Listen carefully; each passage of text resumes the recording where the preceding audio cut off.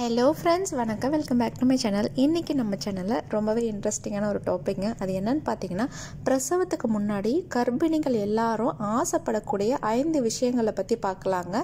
இதை ஆராய்ச்சியில் கண்டுபிடிச்சிருக்காங்க. இந்த 5 விஷயங்களை கர்ப்பிணி பெண்கள் எல்லாருமே யோசிச்சு வச்சுருப்பாங்களாம். இதை பற்றி அவங்க கண்டிப்பாக நினச்சிருப்பாங்க, அதை எதிர்பார்த்துக்கிட்டும் இருப்பாங்க அப்படின்னு சொல்லியிருக்காங்க. அது என்னென்ன விஷயங்கள்னு பார்க்கலாம் வாங்க, வீடியோக்குள்ளே போகலாம். ஒரு பெண் கர்ப்பம் தெரிச்ச அந்த நிமிடத்திலிருந்து அந்த குழந்தை பிறக்கிற வரைக்கும் அந்த குழந்தைய பற்றி மட்டும்தாங்க நினச்சிட்டே இருப்பாங்க. ஒவ்வொரு நிமிடமும் கனவுலையே அந்த குழந்தையோட வாழ்ந்துக்கிட்டு இருப்பாங்க. நம்ம குழந்தை என்ன பண்ணிகிட்டு இருக்கு, இப்போது எப்படி இருக்கும், எந்த மாதிரி பிறக்கும், நம்மள மாதிரி பிறக்குமா, அப்பா மாதிரி பிறக்குமா, இல்லை அவங்க குடும்பத்தை சேர்ந்தவங்க மாதிரி பிறக்குமா, அதோட கண் எப்படி இருக்கும் அப்படின்ட்டு ஒவ்வொரு பார்ட்டாக நம்ம யோசிக்காத பெண்களே இருக்க முடியாதுங்க. எதிர்பார்க்காத பெண்களே இருக்க முடியாது. அவ்வளோ கனவு உலகத்தில் நம்ம இருந்துக்கிட்டு இருப்போம். பொதுவாக எந்த மாதிரி பெண்கள் யோசிப்பாங்கன்னு பார்த்தீங்கன்னா, ஃபஸ்ட்டு குழந்தையோட உடலுங்க. குழந்தை நல்ல உடல் ஆரோக்கியத்தோட பிறக்கணுன்றது தான் எல்லா பெண்ணோட முதல் ஆசையாக இருக்குங்க. அதுக்காக தான் நீங்கள் சத்தான உணவுகளை சாப்பிட்றீங்க.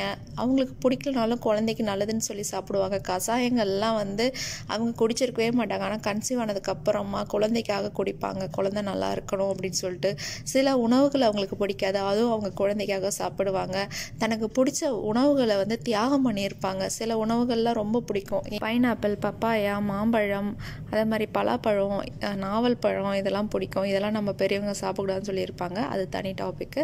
அதெல்லாமே அதுக்கப்புறம் தனக்கு பிடிச்ச உணவுகள், சில ஃபாஸ்ட் ஃபுட்டு, ஜங்க் ஃபுட் எல்லாமே அவங்க சாப்பிட்ருப்பாங்க. பட் கர்ப்ப காலத்தில் சாப்பிடாமல் இருப்பாங்க. இது எல்லாமே அவங்க குழந்தைக்காக தான். ஏன் அப்படின்னு பார்த்தீங்கன்னா, அவங்க குழந்தை ரொம்ப ஆரோக்கியமாக பிறக்கணும், எந்த ஒரு பிரச்சனையும் இருக்கக்கூடாது அப்படின்னு சொல்லிட்டு அவங்களால முடிஞ்ச ஊட்டச்சத்துக்களை கொடுப்பாங்க. ஃபஸ்ட்டு அம்மா யோசிக்கிற முதல் விஷயம் குழந்தையோட உடல் ஆரோக்கியம். இரண்டாவது பார்த்திங்கன்னா, குழந்தையோட தோற்றம் எப்படி இருக்குன்னு எல்லா அம்மாவும் யோசிப்பாங்களாங்க. குழந்தை யாரை மாதிரி பிறக்கும், எப்படி இருக்கும் அப்படின்னு சொல்லி யோசிச்சுட்டு அதை பார்க்கணுன்னு அவ்வளோ ஆசையோடு இருப்பாங்களாம். ஸோ எல்லா அம்மாக்களும் இரண்டாவது யோசிக்கிற விஷயம் பார்த்திங்கன்னா, குழந்தை எப்படி இருக்கும் அப்படின்றதான். ஃபஸ்ட்டு விஷயம் குழந்தை ஆரோக்கியமாக பிறக்கணும் அப்படின்றதுக்காகவும், இரண்டாவது குழந்தையோட தோற்றம் எப்படி இருக்கும்ன்றது யோசிப்பாங்களா. மூணாவது குழந்தையோட குணம்ங்க. அதாவது அவங்க குழந்தை எந்த மாதிரி இருக்கும், ரொம்ப சுட்டியாக இருக்குமா, துருதுருன்னு, இல்லை ரொம்ப சாஃப்டாக இருப்பாங்களா அப்படின்ட்டு அதை யோசிச்சுட்டும் அந்த அம்மாக்கள் இருப்பாங்களா இந்த 10 மாதங்களும். நான்காவது பார்த்திங்கன்னா, குழந்தையோட எதிர்காலம் எப்படி இருக்குன்னு யோசிக்காத அம்மாவே இருக்க மாட்டாங்களாங்க. அதாவது குழந்தையோட படிப்பு, அவங்களோட எதிர்காலத்தை பற்றி யோசிச்சுட்டே இருப்பாங்களா. அவங்க என்ன படிப்பாங்க, இல்லை நம்ம என்ன படிக்க வைக்கலாம், அவங்க ஸ்கூல் லைஃப் எப்படி இருக்கும், எந்த ஸ்கூலில் சேர்க்கணும், எந்த மாதிரி பிள்ளைகளை வளர்க்கணும் அப்படின்னு சொல்லிட்டு ஏகப்பட்ட கனவுகளோட அந்த 10 மாதங்களும் இருப்பாங்களாங்க. ஐந்தாவது பார்த்திங்கன்னா, பிரசவத்தை பற்றி யோசிக்காத கர்ப்பிணி பெண்களே இருக்க மாட்டாங்களாங்க. தனக்கு எந்த மாதிரி பிரசவம் நிகழப்போகுது, அது வலி அதிகமாக இருக்குமா, இல்லை பயம் அதிகமாக இருக்குமா, இல்லை C-செக்ஷன் ஆகுமா அப்படின்ட்டு எதையாவது ஒன்று மனசில் போட்டு யோசிச்சுட்டே இருப்பாங்களா பிரசவத்தை பற்றி. இப்போது நம்ம சொன்ன அந்த 5 விஷயங்களை பற்றி மட்டும் நாங்கள் யோசிச்சுட்டு இருப்பாங்களா 10 மாதமாக. ஒன்று, குழந்தை உடல் ஆரோக்கியத்தோட பிறக்கணும், குழந்தையோட தோற்றம் எப்படி இருக்கும், குழந்தையோட குணம் எப்படி இருக்கும், எதிர்காலம் எந்த மாதிரி இருக்கணும், எப்படி அமைச்சு கொடுக்கணும், நம்ம பிரசவம் எப்படி நிகழும் அப்படின்னு யோசிச்சுட்டே இருப்பாங்களா. நம்ம வீடியோவை பார்க்குற நம்மளோட சகோதர சகோதரிகளே, நீங்கள் எதை பற்றி யோசிக்காதீங்க. இன்றைக்கி உங்கள் கையில் இருக்க நிகழ்காலத்தை சந்தோஷமாக ஹாப்பியாக கழிங்க, என்ஜாய் பண்ணுங்கள். எதிர்காலம் ஏற்கனவே கணிச்ச மாதிரி அது நிகழும். அதை பற்றி நீங்கள் கவலைப்படாதீங்க. நீங்கள் ஹாப்பியாக இருந்தீங்கன்னா உங்களுக்கு நடக்க போகிறதும் ஹாப்பியான விஷயமாக தான் இருக்கும்.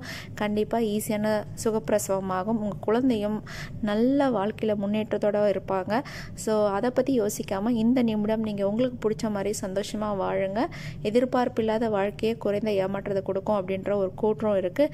ஸோ இதை பற்றி ரொம்ப யோசிக்காதீங்க. அந்த மாதிரி பிரசவ வலியை பற்றி நீங்கள் யோசிக்க தேவையில்லை. பிரசவம் ரொம்ப கொடுமையானதாக இருந்துச்சுன்னா நம்ம இந்தியா மக்கள் தொகையில் 2வது இடமா வராது அப்படின்றத ஞாபகம் வச்சுக்கோங்க. இது எனக்கு நானே சொல்லிக்கிட்டது என்னோட பிரசவத்தை பற்றி யோசிச்சப்போ. ஸோ அதனால் இதெல்லாம் ரொம்ப ஈஸியான விஷயங்கள். நம்ம பாட்டிகளே 10-11 பிரசவத்தை அசால்ட்டாக பண்ணியிருக்காங்க. அதனால் நம்ம பயப்பட தேவையில்லை. சந்தோஷமாக வாழுங்க. கண்டிப்பாக எல்லாமே நல்லதாக நடக்கும். ஓகே ஃப்ரெண்ட்ஸ், வேறு ஒரு யூஸ்ஃபுல்லான வீடியோட மீண்டும் சந்திக்கிறேன். பாய், தேங்க்யூ.